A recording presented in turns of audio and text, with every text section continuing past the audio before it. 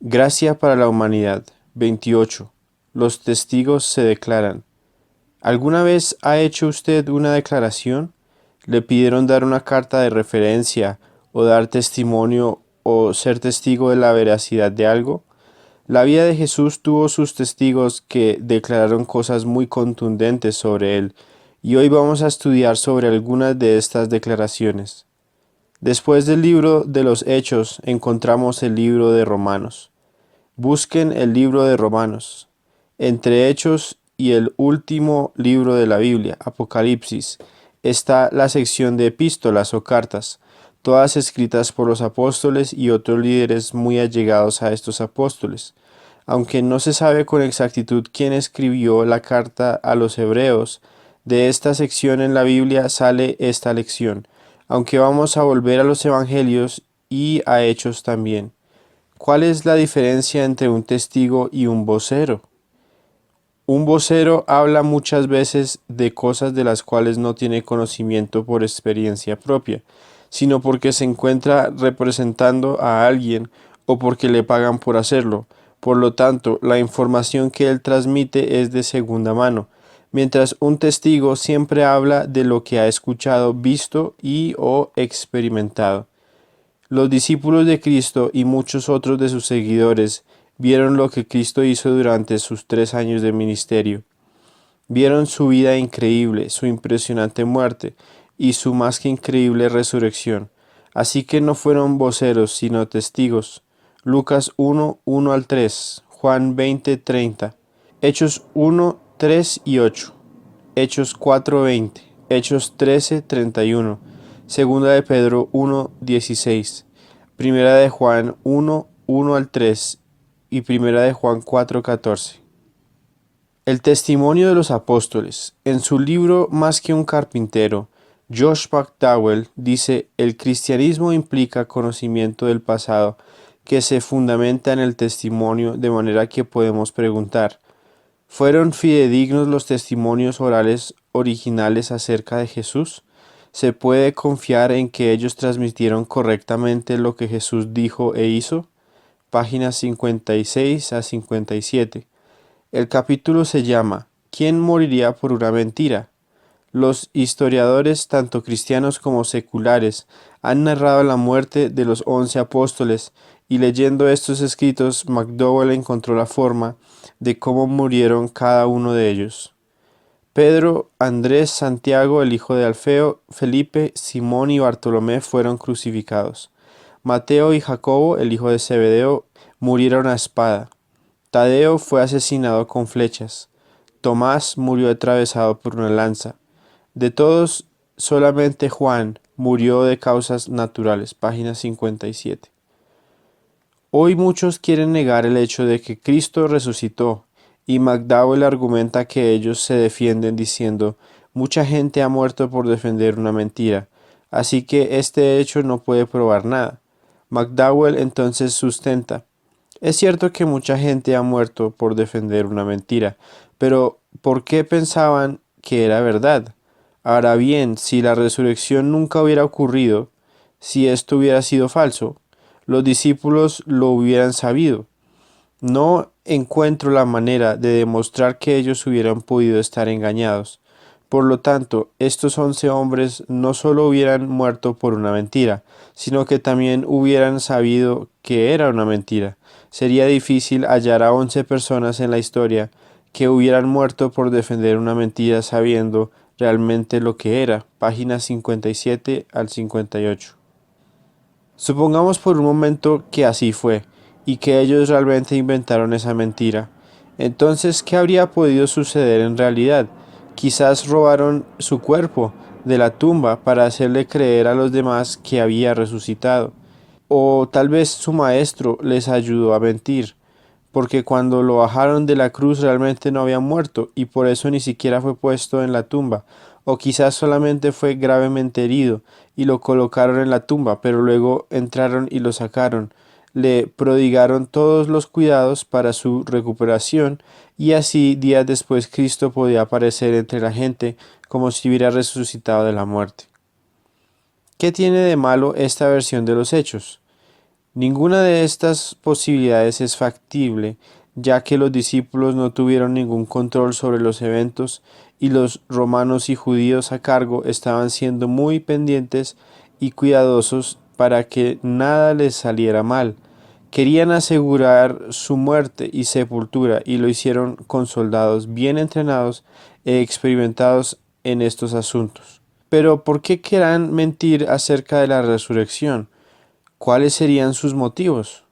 La única razón podría ser por beneficio propio, pero ¿qué ganaron ellos en realidad? ¿Fama? ¿Poder? Un poco, tal vez, pero ¿qué sucedió entonces cuando perdieron la fama, el poder y la estima de los demás? ¿O cuando fueron acusados y llevados al juicio? ¿Tiraron la toalla? Nunca. ¿Lo hicieron para adquirir riquezas? ¿Alguna vez se aprovecharon de la gente? Nunca, aunque podían haberlo hecho, pero decidieron no hacerlo. Es más, fueron testigos oculares del Cristo resucitado, pero como hemos visto al principio, no querían ni creerlo. Lucas 24:48, Juan 15:27, Hechos 1:8, Hechos 2:24 al 32, Hechos 3:15, Hechos 4:33, Hechos 5:32, Hechos 10:39 y 41, Hechos 13:31, Hechos 22:15, Hechos 23:11, Hechos 26:16, Primera de Corintios 15:4 al 9, Primera de Corintios 15, Primera de Juan 1:2. Así que para morir como mártires tuvieron que estar completamente convencidos de que Jesús había resucitado de entre los muertos. Entonces, haberse inventado la resurrección, como algunos imaginan, es una cosa, pero morir por ello ya es muy distinto, y si ningún hombre mentiroso lo haría, mucho menos un hombre honesto. Los discípulos de Jesús fueron hombres de valor, y además predicaban en contra de la mentira. Sus vidas y las vidas de los demás testigos de la resurrección fueron tan marcadas por lo que vieron que muchos de ellos prefirieron morir antes que negar aquello en lo cual habían creído. Y este fue el motor que impulsó la rápida expansión del cristianismo dentro del Imperio Romano durante el primer siglo. Si todo era una mentira, el cristianismo fácilmente hubiera desaparecido durante el primer siglo, tachado como una charada desde Pentecostés, pero en cambio todavía florece 20 y más siglos más tarde. Sus declaraciones, por lo que estos discípulos hacían, decían, escribían, y por la forma que morían, demostraban su seguridad en el Cristo resucitado. A continuación se verán algunas de las declaraciones de algunos de ellos, pues no todos escribieron algo. La declaración de Tomás. Volvemos a repasar esta historia. ¿Recuerdan cómo Tomás no estaba cuando Jesús se les apareció a los discípulos en el aposento alto? Por esta razón no les creyó a los demás cuando le testificaron acerca de lo que habían visto. 8 días después Cristo volvió a aparecerse entre ellos, estando Tomás ya presente. Juan 20, 26 al 28. ¿Cómo sabía Cristo que Tomás había dudado de la resurrección? Siendo Dios, ve todo, escucha todo y sabe todo. Cristo entonces lo enfrentó con su incredulidad. ¿Cómo reaccionó Tomás cuando Cristo lo enfrentó, mostrándole sus manos y costado? Creyó. ¿Y cómo sabemos que creyó? Porque dijo, Señor mío y Dios mío. Tomás declaró que Cristo era su Señor, y además declaró que también era su Dios. ¿Por qué Cristo no lo corrigió por haber dicho eso? Después de todo, ¿no era Cristo solamente el Hijo de Dios? Cristo no lo corrigió porque realmente Él es el Hijo de Dios y Dios mismo, así como Tomás lo había declarado. Tomás creyó de verdad aquel día y luego continuó viviendo basado en esa gloriosa verdad que profesó. Murió en India, lejos de casa, atravesado por una lanza. La declaración de Pedro. Pedro, al igual que Tomás, fue testigo ocular del Cristo resucitado. Por eso tuvo el valor y la firmeza para declarar delante de la multitud de Jerusalén que Cristo había resucitado. Hechos 2, 22 al 24. Muchos creyeron en el mensaje de Cristo resucitado aquel día, 3.000 para dar la información exacta. Si fuera verdad que Cristo no había resucitado, ¿por qué entonces estos 3.000 judíos, siendo fuertes en sus doctrinas, creyeron en Cristo como su Salvador?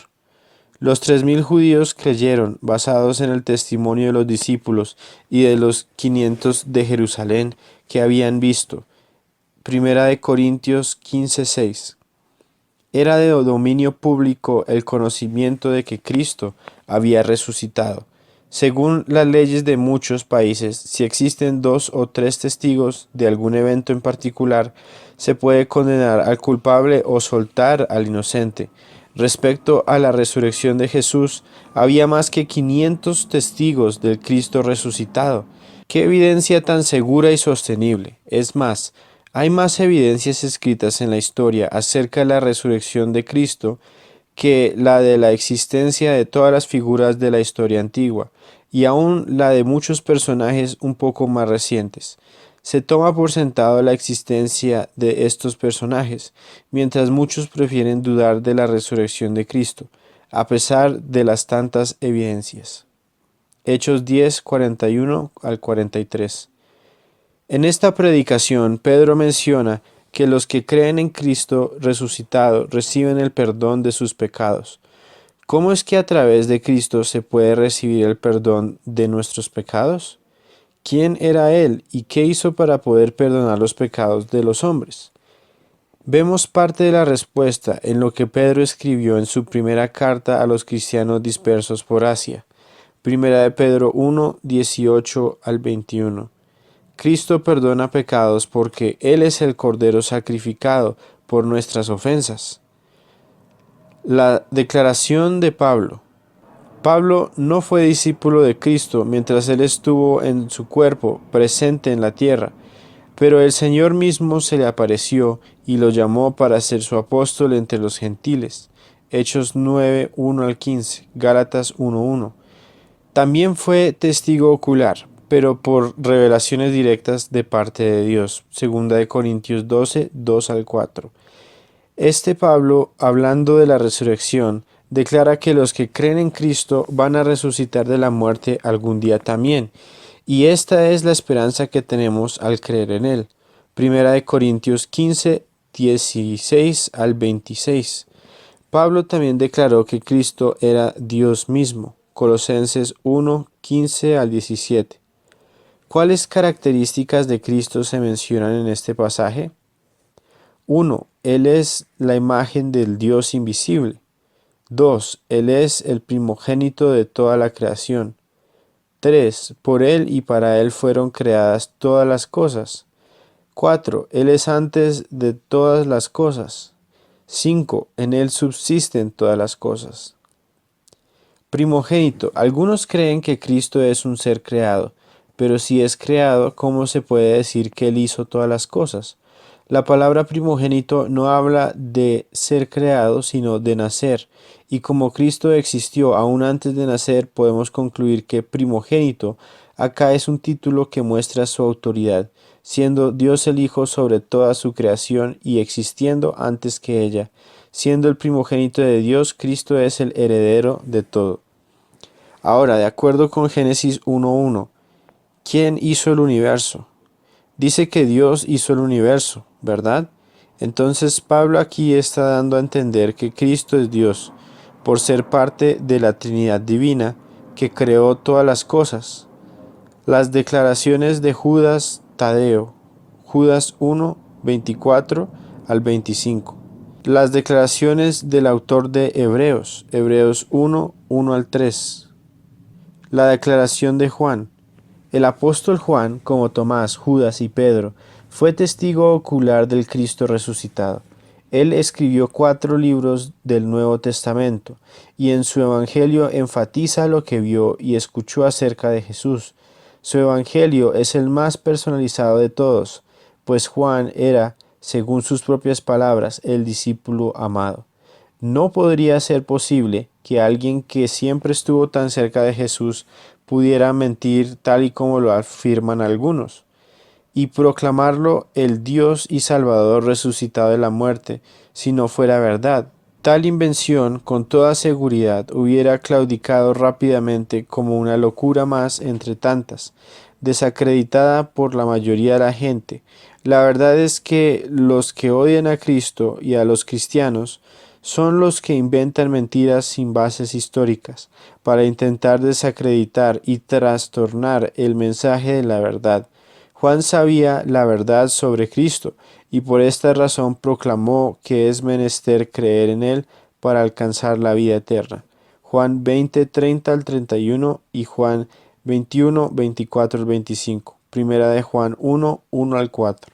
Juan concluyó también que los que deciden no creer en Cristo, después de escuchar el mensaje, están más bien llamando a Dios mentiroso y no tanto a sus mensajeros. Primera de Juan 5, 9 al 12. ¿En qué momento Dios mismo testificó que Cristo era su Hijo? Dios habló desde el cielo durante el bautismo de Jesús y durante su transfiguración en el monte diciendo: Este es mi Hijo amado en quien tengo complacencia. Mateo 3, 17 y Mateo 17, 5. Y fue repetido en los otros evangelios, Marcos 1, 11 y 9, 7, Lucas 3, 22 y 9, 35. Juan estuvo presente en los dos eventos, así que Dios mismo hizo su declaración también. En las siguientes y últimas lecciones de este estudio se verá lo que pasará cuando esta época de gracia se acabe y cómo termina la historia de la redención de la humanidad.